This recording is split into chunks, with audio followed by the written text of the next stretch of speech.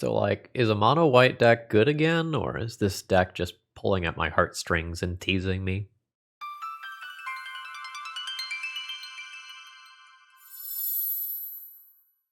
Hello, folks. Phil Gallagher, aka ThrabenU, here for another Legacy video. And Ringo Death Star has recently been tearing it up with a mono white Stax deck, including a Legacy Challenge win. Now, I played this on my channel previously. I think I did really well. I might have 5-0'd myself. I don't remember. And I played a slightly edited version of this in some matches versus Brian Boschenroll recently as well, and it's felt pretty good. So let's take a quick look at the deck list here. The general idea is pretty simple. Get out of the early game by using Stax pieces of some kind, be that Chalice of the Void, Sphere of Resistance, Lodestone Golem. Yeah, we can count this as an early game card in a deck with this much mana acceleration. And oddly, even Chancellor of the Annex. We use this to reach a mid-range game where we can start wastelanding our opponent's lands, recurring those lands with Crucible of Worlds, and eventually burying our opponents in Urza's Saga tokens. We have some other mid-range elements here, such as Ingenious Smith for a little bit of card advantage and another like pseudo Urza Saga style threat. And Phyrexian Metamorph can be extra copies of a Sphere of Resistance, or it can turn into another threat like a Lodestone Golem.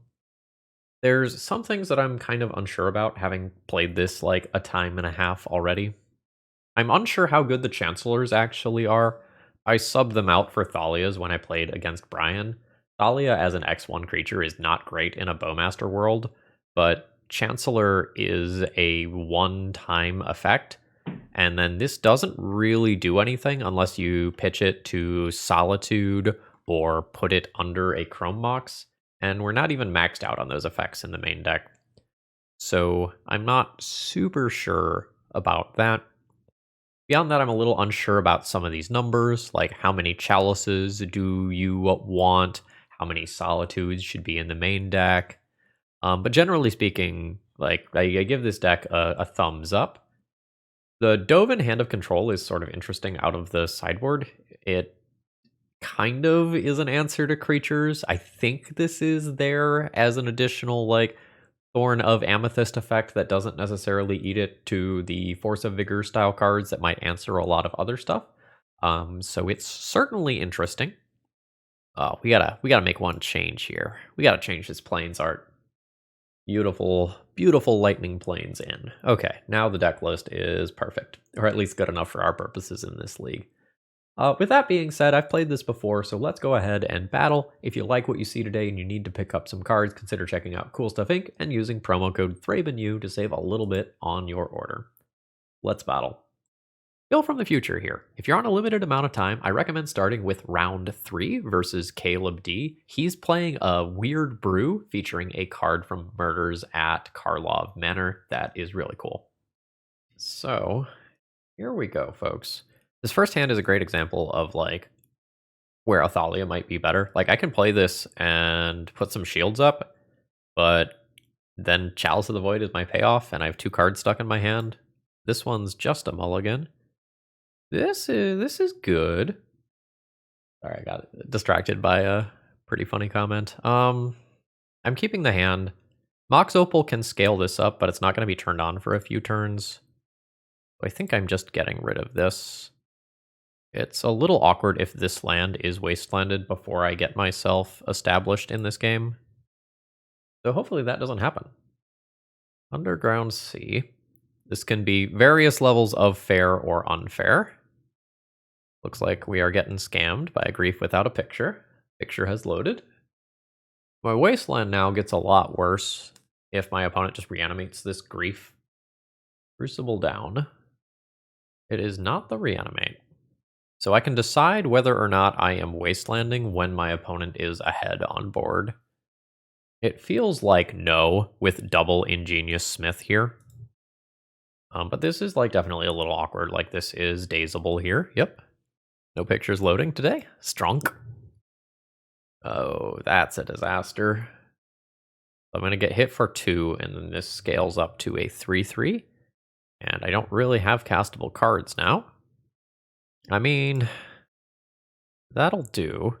And I do have Shadow Spear in the deck. I am going to take an absolute beating from this Stalactite Stalker, though, in the short to medium term. Sure. That's happening. What, I take 3, go to 15, and then it's 6 per turn cycle after that? That is not great for me. So this is 6, 12, 18. Yeah, that's not castable here. I'm always playing this land. I activate Urza Saga. I activate Urza Saga. I get Shadow Spear. I use this land to equip Shadow Spear. The following turn, I think I will Wasteland this land. But I'm basically all in on this Urza Saga and Shadow Spear combination, which is not really a great place to be, because my opponent probably ends up out damaging this if I don't draw maybe running artifacts. You have another Stalker. Yikes. At this point, I don't really think I'm on outs. Like, I can make a couple of constructs. I'm just getting attacked for so much. And this has Menace, and as does this. I think we're donezo. I think we just got ran over. So, the removal is actively good here. The Crucibles are interesting. I should count these as removal as well. I don't think I'm going in for Leyline of the Void. I might change my mind. I'm not the most interested in Chancellor. I can go up some white cards in a different direction. I'm a little light on white for my liking if I don't play these. I'm not really sure how I feel about the lock pieces. They're not white for pitching to Solitude or Chrome Box, which is a huge strike against them.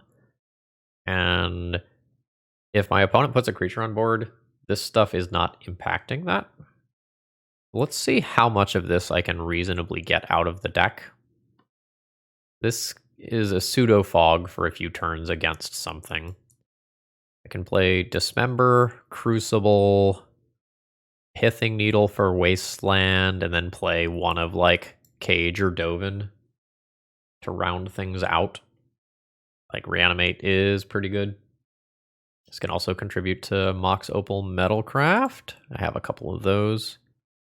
Let's do the Cage. This is a little slow. I don't think it's worth mulliganing, though. Like, I have a removal spell. I have a respectable thing that I can slip in under a daze. I maybe end up taking some damage to these cards at some point in the game. Hopefully that's fine.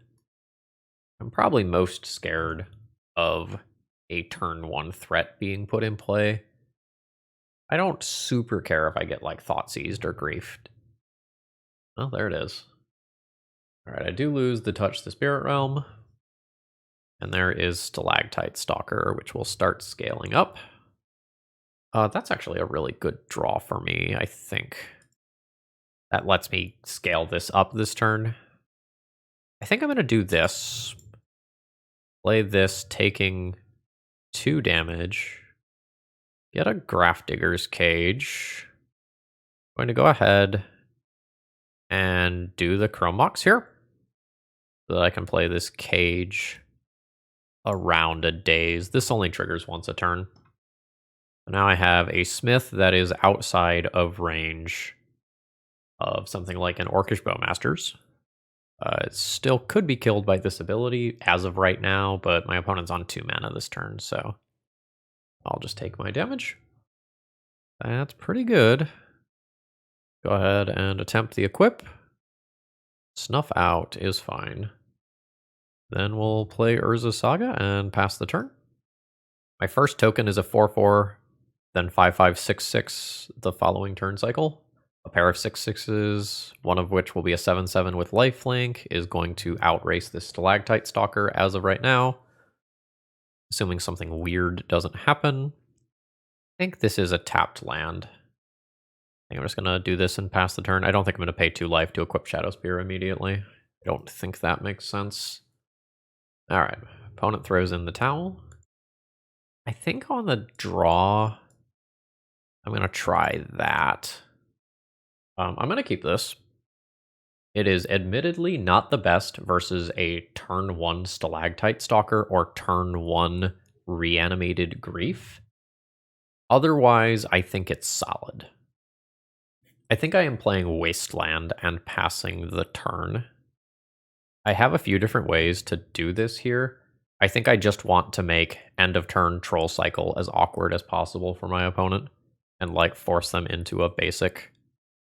Oh, it's a little scarier than that, unfortunately. I think I'm dead. Yeah. I think that swings the game hard enough in my opponent's favor that I don't come back from it. Yeah, they're going to have Force of Will to back it up. They're going to have a Null Rod for my artifacts. I don't have Caracas in this deck, right? I don't have Caracas in this deck. I have very few outs to this Atraxa. Alright. So Delta, Stalker, Null Rod, Force of Will. Yep. Yeah, I think we just got punked. So let's play this tapped. Need to get a white source into play. I'll drop a Shadow Spear. I'm just essentially dead in 2 turns, right? Like I take 9.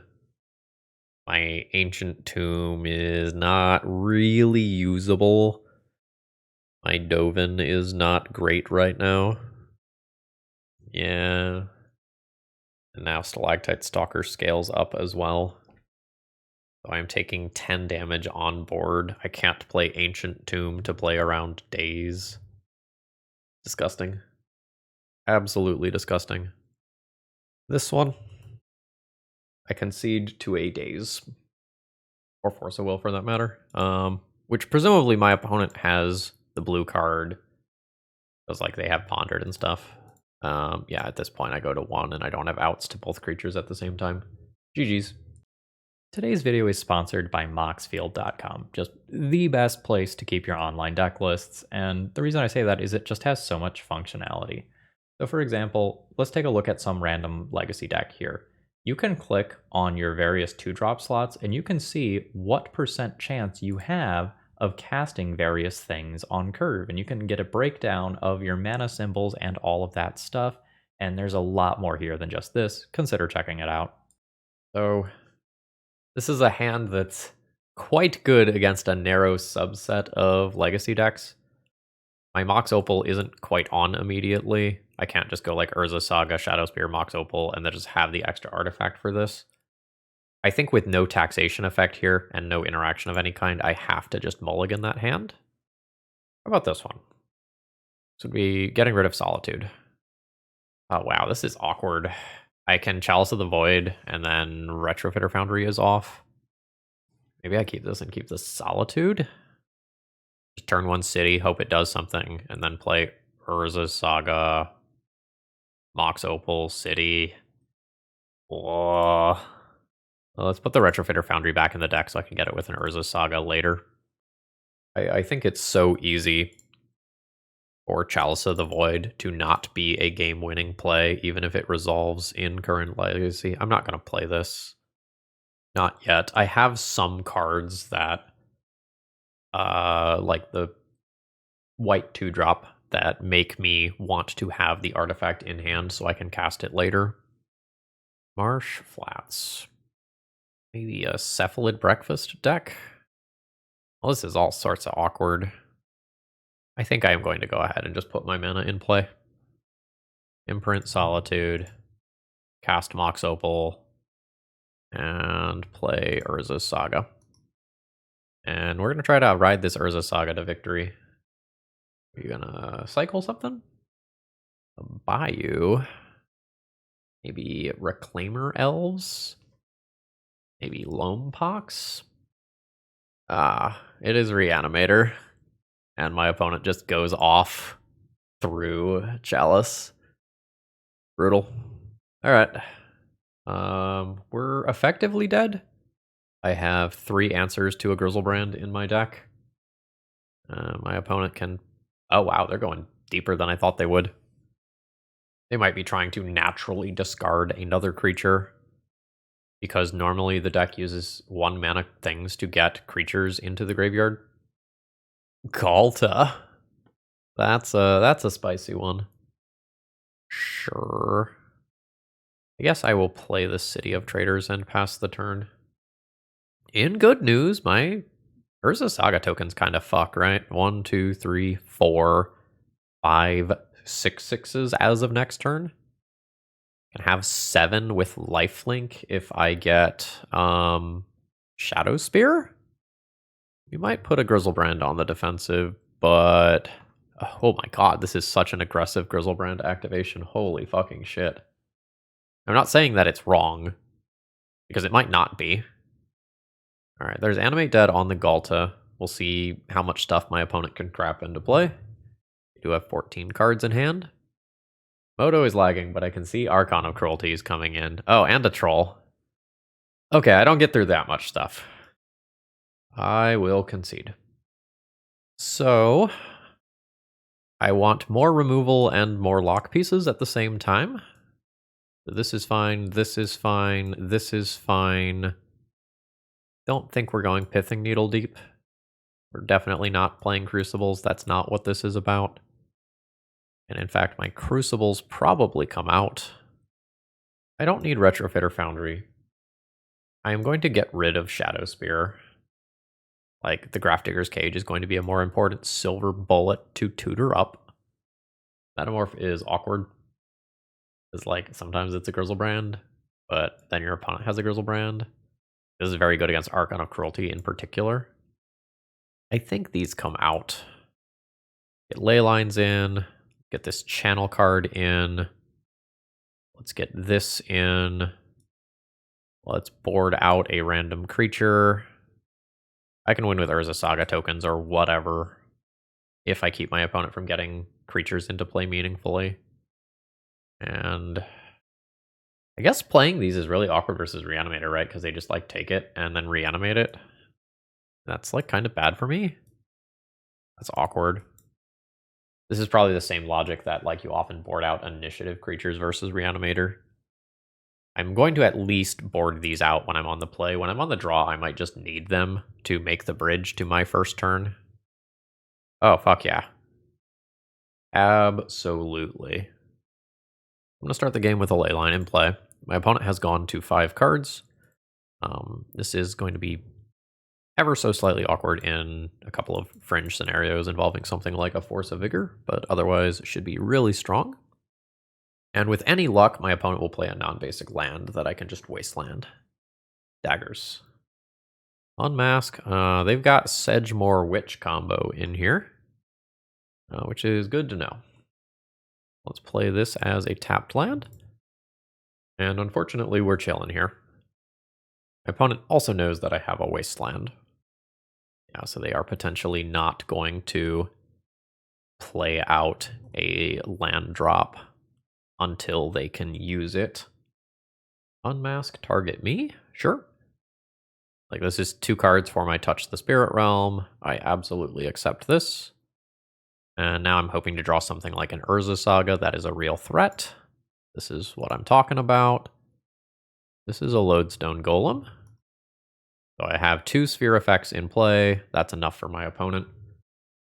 When I'm on the draw to make it to these first effects, I probably need the Chancellors, which likely means going down something like this, Mox Opals. I could go down a little bit of mana. Like Chrome Mox and Lotus Petal get me to my 2 mana for something like a Sphere or a Chalice on turn 1 already. That's probably reasonable. And I just like cut 1 taxation effect. This is a little bit of an awkward one. I don't have a ley line. I have 3 different hate pieces. I'm very good against most hands that don't turn 1. I'm gonna keep it. My opponent mulligans to beat Leyline, and then I don't give them a ley line as a target, like maybe I end up ahead here. But if my opponent goes for it on turn 1, like, sucks to be me. And ooh, I do get my turn 1. I think Grafdigger's Cage is the safest thing here. I think I'm going to do that off this. I'm going to pay 3 life here. And Cage. Now I have access to my Oblivion Ring if I need it. Are you entombing? You are entombing. Grizzlebrand's in yard. Let's see if something like a Serenity is played out here. It is a Witherbloom Apprentice instead. I can Oblivion Ring that, and the awkward thing is that I kind of need to do it right now because I can just, like, my opponent can just untap and Chain of Smog combo me. I'm taking approximately infinity damage from my own lands this game, just for everyone keeping track at home. This is awkward because it makes me even worse against a Serenity, as now it also gives my opponent a creature back. Or any sort of similar effect. Just let the record show. Troll's fine. Finding a basic swamp. And passing the turn. I think this is Chalice on 2. That's a little weird because it shuts off my Sphere of Resistance. But I think countering Witherbloom Apprentice, Chain of Smog, and potentially some answers to Touch the Spirit Realm all at the same time is pretty good. Let's get this going off Urza's Saga. X is 2. Okay, that's enough to win the match. GG's. So I can start this game, reveal Chancellor, put a Chancellor under a Chrome Mox, play a Mox Opal, play a Chrome Mox for no imprint, play Sphere of Resistance, and then hope I draw some mana to go into Lodestone Golem. This is a little sketch. Hopefully it's fine. Let's see what Caleb is playing. Ooh. Interesting. Just waste it? Let's just waste it. This is so that he can't pay mana to Force of Will. Now I will Chrome Mox, imprint the Chancellor, Chrome Mox, no imprint here. I cannot imprint an artifact. Mox Opal, and Sphere. And this is effectively uncounterable because of the initial Chancellor of the Annex trigger. Alright. We've got those show and tell vibes happening. That's definitely awkward with City of Traders, though.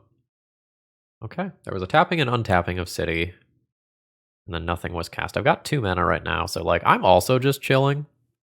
We're here for a long time, not a good time. Alright, we are playing Drago. Caleb has way more cards than I do. Second main phase. A Chalice of the Void. This is being done on 0, so I can't play more artifact mana. I accept. That wouldn't have done anything anyway. Let's just drag that way. So I can get to 3 mana. This costs 4, though. Even with the Phyrexian stuff. So we're chilling. Alright.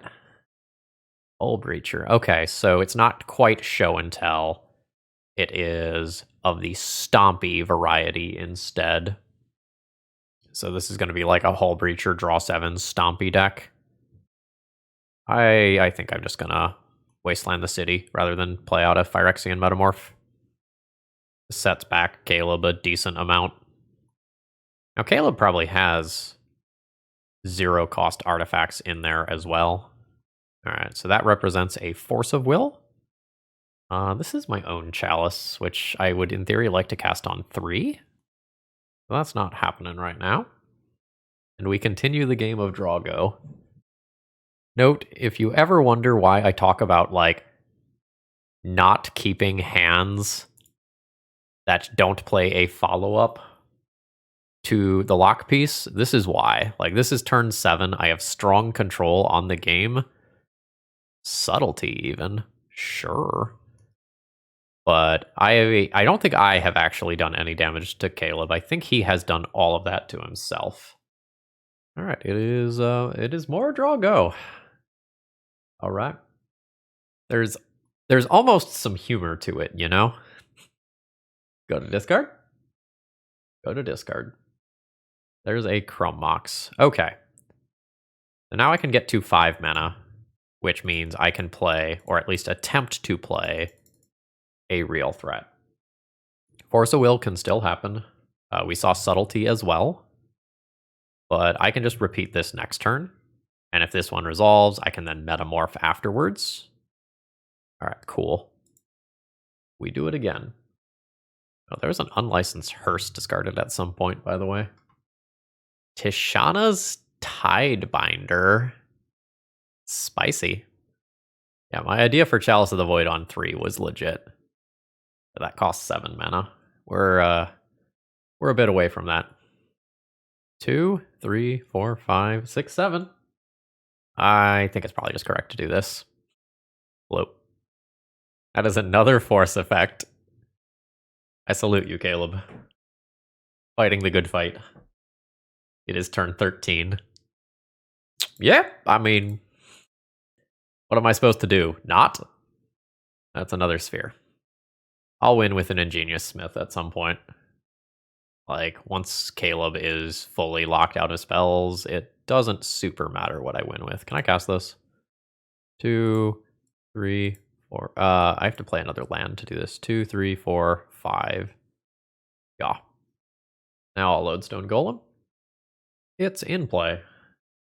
Caleb's hitting some land drops now, but the 3 drops are really 5 drops. And the Lodestone Golem is a hell of a clock right now. Can I cast this? Yes. There's a Smith. Smith resolves. I actually miss on that. But that should be fine. This is now lethal damage. Cryptic Coat. ETBs cloak the top card of your library, attach this to it. Equipped creature gets +1/+0 and can't be blocked. That's fine. Did this have ward or something? Yeah, ward 2. And this can be bounced. Got it. The things cost 3 more, so I can Solitude, pitch Solitude to get this out of the way. Costs 3 plus ward 2. 1, 2, 3. Ward 2. That's fine. Pitch a Solitude. Pay for that. Take it out of the way. Hit my opponent for 6 of their 9 life. They go to 3. This can be replayed, but at what cost? It's another one. So this is what, a 3/2? Got it. So I can attack in with both of these creatures this turn. There's no first strike or anything, right? Yeah. This is on ETB. So I can cast a Chalice of the Void for X equals 1 and have this trigger here and grow my creature. Fantastic. So I can attack with both now. Put Caleb to 1. I think I'm just going to attack with this one, though. I think I just want to keep the Lodestone Golem in play. It makes the non-artifact 3 drops awkward. Healthy 18-turn game of Magic. Oh, okay. So there's a bunch of blue critters over there. I don't want Chalice of the Void. I have to put it on 3 for it to be super relevant. Cryptic Coat. I can Pithing Needle that. It's not crazy. I want Touch and Solitude and probably Dismember. I want these other Crucible of Worlds. Pithing Needle's not bad. I don't think I want Dovin. How is Metamorph? I can make my own cloaky thingies. I can copy my opponent's creatures. It's not bad. This is like probably not supposed to be a sphere matchup. Like I know that's how I won game 1, but I don't know. Maybe this game normally goes long enough that these are bad. Like I do something that looks like this. And I just expect that we are grinding a bit more. The Crucible Wasteland plan gets better if I keep more of these. Dovin is a little sketch. I could like not Dovin and do this. Sure. I have a somewhat mediocre hand here. I don't think it's worth mulliganing or anything. But it's definitely not exciting. I'm going to keep Caleb as mulliganing. All right, Caleb is on 6. And we'll potentially have the opportunity to get a 3-drop out before I do anything. Sure. Basic Island does not get Wastelanded immediately.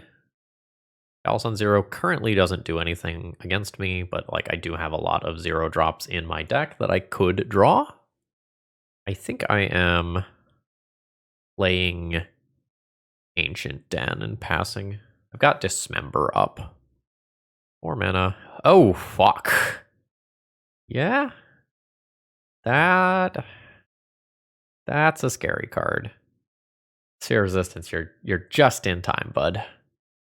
The Wastelanding my opponent doesn't make sense anymore.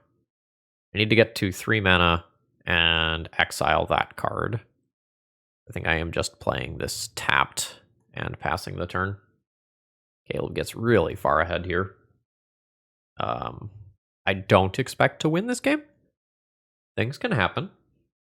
Walking Ballista. Understood.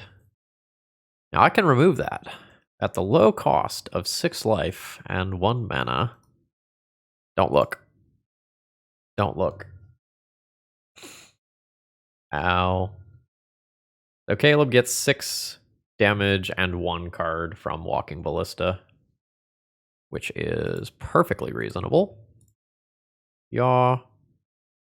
Oh. That's a big blow. The 1 ring now sticks around, and I think I just get buried by it. Do I have more Pithing Needles than what I have boarded in? No, I do not. Understood. So that's not live currently. Again, I don't think Wastelanding makes sense, despite the fact that I could Wasteland here to play around something like, what is it, Tishana's Tidebinder? Or Subtlety. Hardcast Subtlety, at least. Top? Let's say top. And I think I have to do this right now. Don't think I can leave Caleb with a Delver of Secrets style card in play. I think I need to count on the 1 ring for a decent amount of the damage that I am totally going to do in this game. And the Wasteland here, with Caleb drawing this many cards, I don't think is effective. Yeah, that's fine. This isn't, though. Yeah, so we knew more lands were going to be coming. I maybe should just, like, give this one up now. I think I'm past the point where I can win if Caleb gets this many more cards than I do each turn cycle. Now all these Force of Wills, Force of Negations just get to pop off. Metamorph, though. That is intriguing. Alright, Flash Hull Breacher at end of turn. Sure. This is so disgusting. Another one ring. I'm gonna call it. Like, I can copy a 1 ring to get a turn worth of protection, but that doesn't do a lot versus onboard Hull Breacher. My Sphere of Resistances are better on the play than on the draw, obviously. How do I bring those in? Maybe by just boarding out some artifact mana. Like, just go down 2 copies of Mox Opals that might not be on turn 1 before Caleb can deploy a Chalice on 0. Makes my Ingenious Smiths slightly worse. Okay, so this is awkward. I can play a turn 1 Sphere of Resistance, but then I have no follow-up other than Wasteland. And if I'm going to Sphere, I want to Chrome Box first, which already kind of makes this like a Mulda 6. I think this is just Lock Piece with no real follow-up. I'm going to try to do better than this. Urza Saga, Lotus Petal, cast Ingenious Smith, play second Lotus Petal, scale up Ingenious Smith, play City of Traders.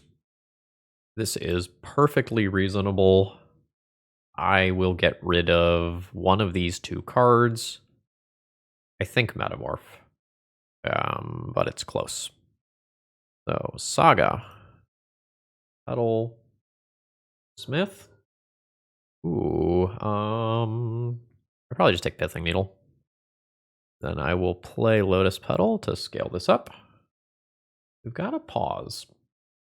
Yeah, that is a Force of Negation on a Lotus Petal to keep this from scaling up. Got it.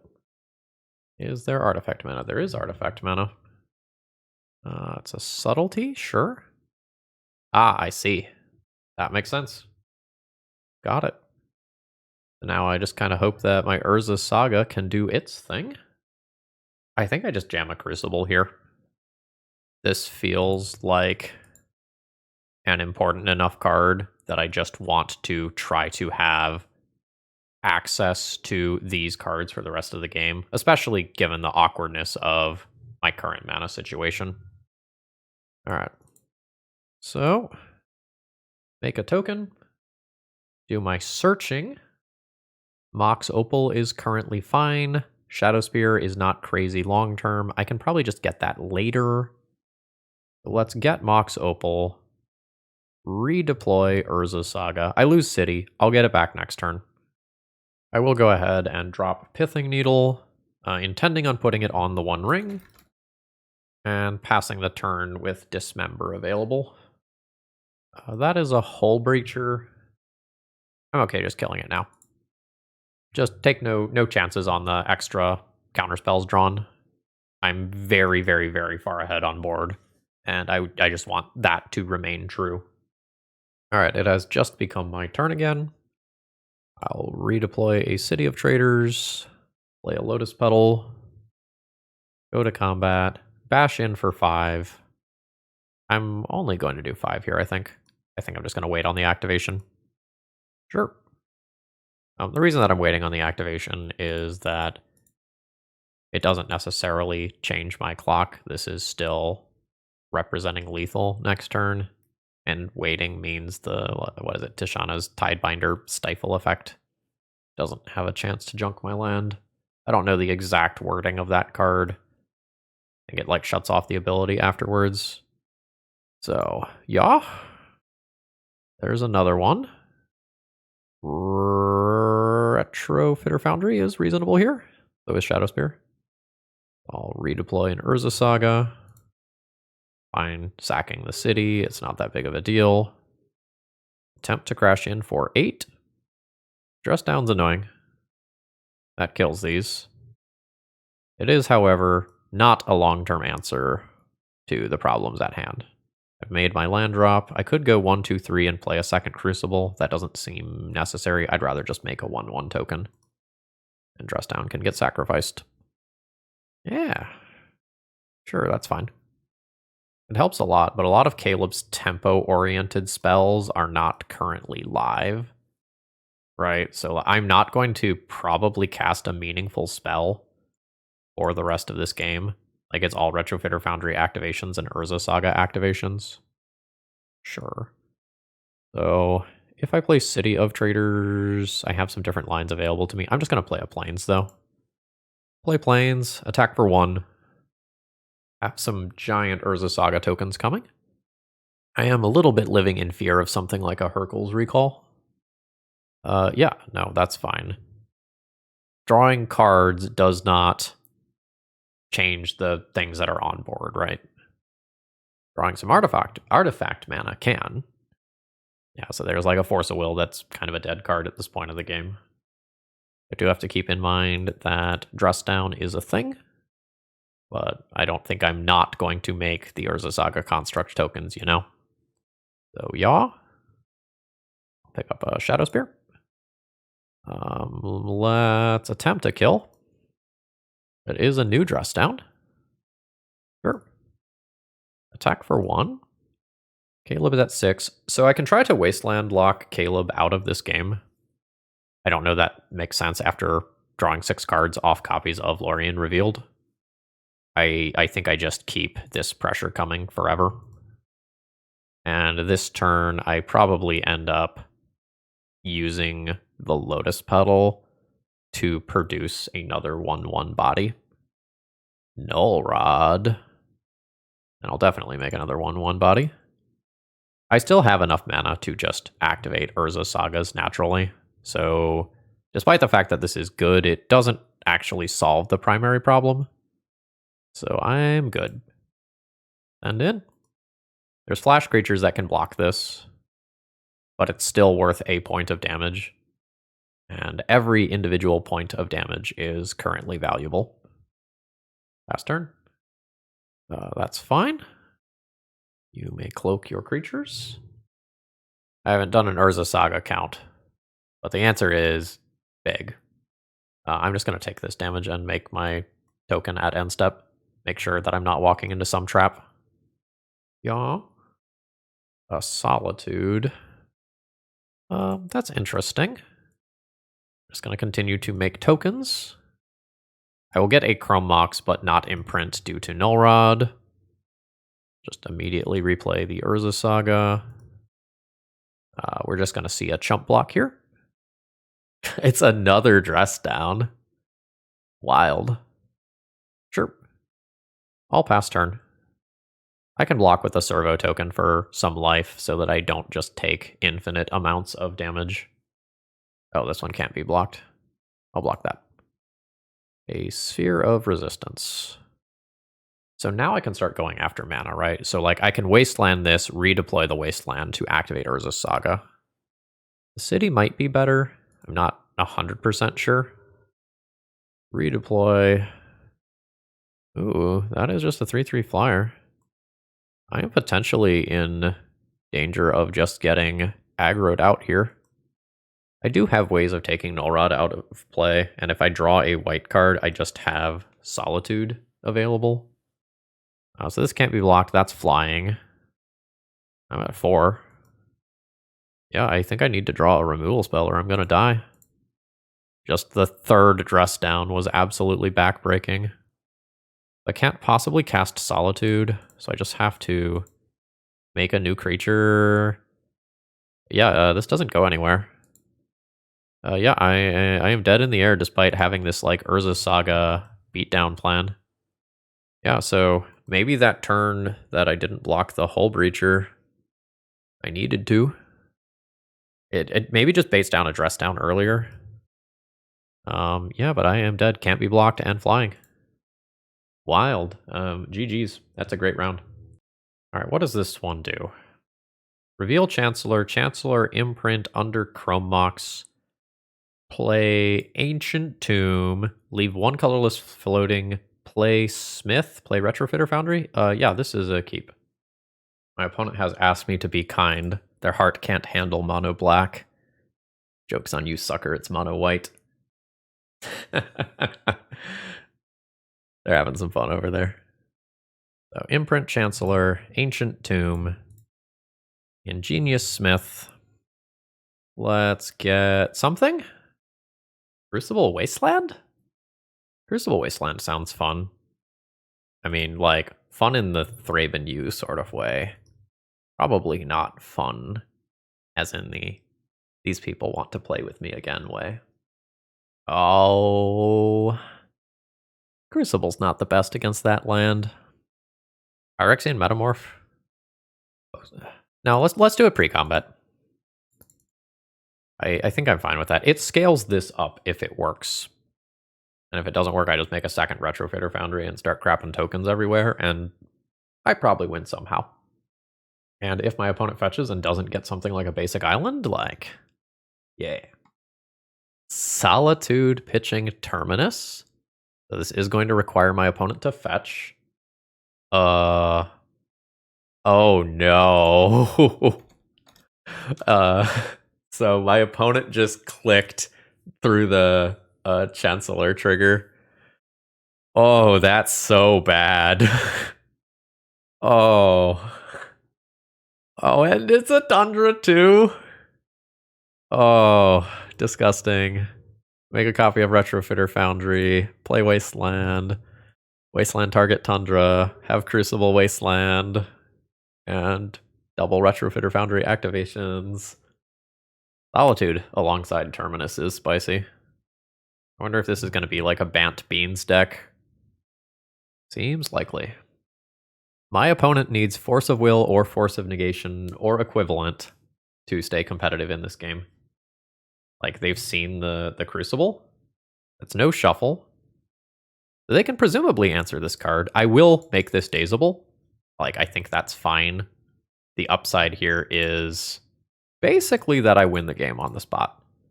Not literally, but this is pretty disgusting. All right, they do have more lands. That's a hell of a spell to draw. As much as I want to grind the Retrofitter Foundry value train, I can't not cast this spell. Yeah. Disgusting. So if my opponent pays for their Solitude properly and didn't click wrong, like, they're still in that game. The Retrofitter Foundry Crucible situation was still going to be brutal, but then maybe they have more time to, like, prismatic ending their way out of it or whatever. I imagine that I am trying to Stax my opponent out of the game. Chalice is fine. Needle probably has targets of some kind. Touch the Spirit Realm is often going to be mid, but sometimes it is a protection spell for my own stuff, while being able to also answer a Murktide or a Solitude or whatever. I think I'm going to make this swap for this.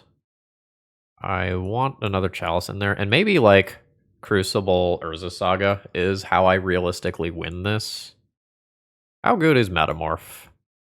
Metamorph gets blown out a decent amount of the time. Maybe I just cut that, despite the fact that it can be bonus spheres. I could maybe go down a Mox Opal to keep a Metamorph in here. Actually, how are the Chancellors? Chancellor doesn't seem amazing. That's going to be really hard to cast as these games go incredibly long. Let's reevaluate a little bit. I could do something like this, or I could play the Dovin as another Stax piece. Dovin buys a lot of time if my opponent slips something like a Murktide Regent into play. Alright, I like it. This is whatever. It's not oppressively good or anything, but it has reasonable Magic the Gathering TM cards. And my opponent, being a Bant deck, is going to have fewer basic lands than, like, a straight blue-white control deck list might. So that means these starting Wastelands are a little better than normal. Opponent did not shuffle with the Ponder. I will just repeat Wastelanding them happily. Fantastic. I won't be playing out my Lotus Petal early due to cards like Prismatic Ending that could just answer it. 2 drops down. Oh. Friend. Forgive me. Forgive me for what I'm doing to you. There is a Brainstorm in response. And I am now going to go just Petal, Chalice on 1. I think. I can just wait a turn and then go Saga, Petal, Crucible or something. Nah, let's Petal, Chalice. I think it's just incredibly likely to resolve right now. And keeping my opponent off of 1-mana cantrips eliminates most of my opponent's ways back into the game quickly, other than drawing land, Murktide, which is still a thing that I would have to worry about.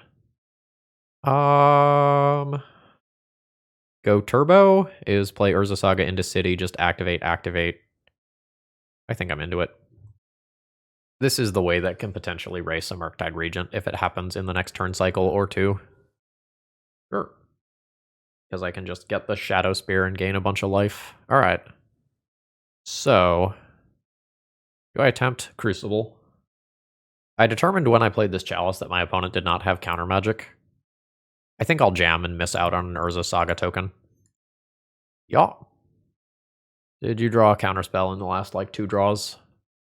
My opponent has said, not even my ex spanked me this hard. GG's. Alright, well, Dawson's Creep, we learned a little something about you today, and maybe we learned a little something about ourselves too. Alright, final round here. This hand plays out Urza Saga, Shadow Spear, activate Urza Saga twice, and then start doing other things. It's fine. Like, this Urza Saga will get me my white mana that I need. Slowly, but it does it. I am not going to have too much agency in this game, which is not something that I love. I like making meaningful decisions, but sometimes you just lean on the powerful card and hope that it works. Ooh, my opponent's deck is going to be faster than my deck in all likelihood. So, do I have game 1 Pithing Needle? I do not. I can opt to Wasteland my opponent, and sometimes that keeps them off of 4-drops like Karn and friends. Doing so gives up both sets of Urza Saga tokens, though. And my opponent might just like play land drop, play a key, untap monolith, go anyway. If my opponent is trying to get to 6 mana, though, this is a very meaningful Wasteland.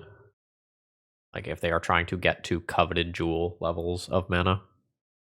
This is a time where I just needed to stacks my opponent. Oh, okay.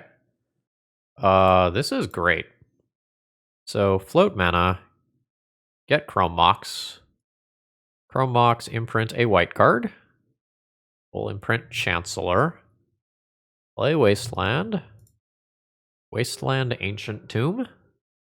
And I believe the play here is put Chalice on 1, so that Voltaic Key type cards can't be used to untap Grim Monolith, so that Grim Monolith is literally just a one-shot of mana. Alright, the Grim Monolith is chilling in play. I am happy with Ancient Tomb as a draw. So now, we're going to go ahead and cast Touch the Spirit Realm and take out the Grim Monolith, leaving my opponent with no permanents in play. Force of Will, pitching Preordain. Got it. I am cutting off cantrips in addition to the Voltaic Key type stuff that I thought I was cutting off. Perfectly happy with that. Not super happy with Ancient Tomb as a draw. I'm gonna play this. A Metamorph. Yeah. I'm not the happiest with this or anything. I'll make another Ingenious Smith, which triggers some stuff. So this triggers itself if it's an artifact. That was not exactly on my mental radar. It makes sense. Just not the sort of thing that normally happens. Amaria's Call. Not super relevant as a spell right now. Debating whether or not I am playing it as a land. It's currently like a white card for Solitude. I think I'm just going to leave it in hand. Alright, opponent is discarding. There's the Preordain that we saw earlier. Hey, it's a Solitude. And then for that 5. So the awkward thing here is that if I play the Solitude using this, I'm just representing lethal next turn. I kind of give up a lot to do that. I'm just not going to do that. Any artifact resolving is just lethal anyway. I also would not like to show Solitude if I don't have to. I'm playing a fringe enough deck that my opponent might not really know what's going on. Alright, so cards like the One Ring are now possible. And we have gotten the concession. So, what is my opponent playing exactly? I was on Show and Tell vibes at first. I don't think that's accurate anymore. I haven't been keeping up with the coveted jewel decks. I don't really think they're on Preordain. I mean, it looks like that sort of deck, and I should probably board as if that is the case. I think I'm interested in Touch the Spirit Realm as another way to interact with artifacts. Pithing Needle is probably good. Crucible Wasteland is looking reasonable. If Mystic Forge is going on, then like this is okay. Doesn't necessarily stop some of the transmute artifact stuff. I'm unsure how good Chalice actually is. It seems like my opponent is going to have a lot of non-1-drops. I think I'm more generically interested in increasing the cost of cards and blowing up lands rather than anything else. I got like 3 or 4 cards I potentially want. I think I keep Chancellors. I'm going to try boarding out the Solitudes. It's me Needle Crucible. Can probably go down either Shadow Spear or Retrofitter Foundry to get some of this other stuff in. My Metamorphs are probably exceptionally good. Let's go down Retrofitter Foundry Maybe I don't play Dovin. Maybe Dovin is awkward. What does this hand do? Start by revealing Chancellor. Play Wasteland Lotus Petal. Play Ingenious Smith. Play Lotus Petal. Get a look at some cards. Potentially play Mox Opal. Otherwise save it for a second Ingenious Smith next turn. This is a fine aggro hand. More so than anything else this game, I just want to finish getting the vibes for what exactly my opponent is doing. Alright, no Monolith or anything. I'm just going to Wasteland. That just becomes better than anything else I can do this turn cycle now. So I think I go yaw, yaw, yaw. And now this Mox Opal. Friend. Would you like to concede now in shame? I'll understand if yes. Now, this only costs me 1 Lotus Petal. To Ingenious Smith. I'll pick up a new Lotus Petal and immediately scale up Ingenious Smith by 1. I could wait on that, but by not waiting, I turn on Mox Opal for my next turn, which feels pretty good. Ooh. Yeah, this is nice. So, play Ingenious Smith. Trigger Crucible Wasteland? Crucible Wasteland is really good. So cast Chromux. Scale up these cards. Imprint this. I'll just cast this now. Yaw. Metalcraft remains on. Next turn I get that. Attack for 3. This is an incredibly powerful hand. Like, I have 5 power on board with Wasteland Lock. I'm not, like, fully stopping a combo attempt here, but practically speaking, this is going to be tough to get through. Not impossible, but tough. Lodestone Golem. This is non-artifact spells, notably, which is a touch awkward. We'll take this out. I will make my Urza Saga Construct token to scale these up. Go to combat. Hit my opponent for 7. And they are staring down lethal damage on turn 4. They could play a copy of the One Ring or something. But they don't, and we end up going positive in this league. Well, that was fun. That gave me some real, like, Armageddon Stax vibes. But how competitive is this list, really? I'm not sure. There's a lot of variance in how good your hands can be. And, like, sometimes you're going to run into things where you have, like, Phyrexian Metamorph in hand, but nothing good to copy. Sometimes you're going to run into, like, too many lock pieces, not a follow-up threat. This was a really good Urza Saga deck. This was a relatively good anti-combo deck with, like, Spheres, Chalice, Chancellor, Ley Lines, Grafdigger's Cage. Still unsure about some things, like, we didn't get Chancellors just rotting in our hands forever in this league, which is good, but I did end up boarding them out quite a bit for other things. Overall, this feels like a relatively viable legacy deck. I'm not going to call it tier 1. I don't believe that it is tier 1, but I would not be embarrassed to show up to a tournament with this. And I don't mean like an FNM, I mean like an actual tournament. You know, this is a sleeper deck. If you enjoy this style of like taxation stacks gaming, like this is a good deck list. I hope you all enjoyed this. If you want to pick up some cards for it, again, consider checking out Cool Stuff Inc. and using promo code ThrabenU to save a little bit on your next order. And folks, I hope you all have a wonderful rest of the day. Now I'm going to go take a shower because that was dirty. See ya.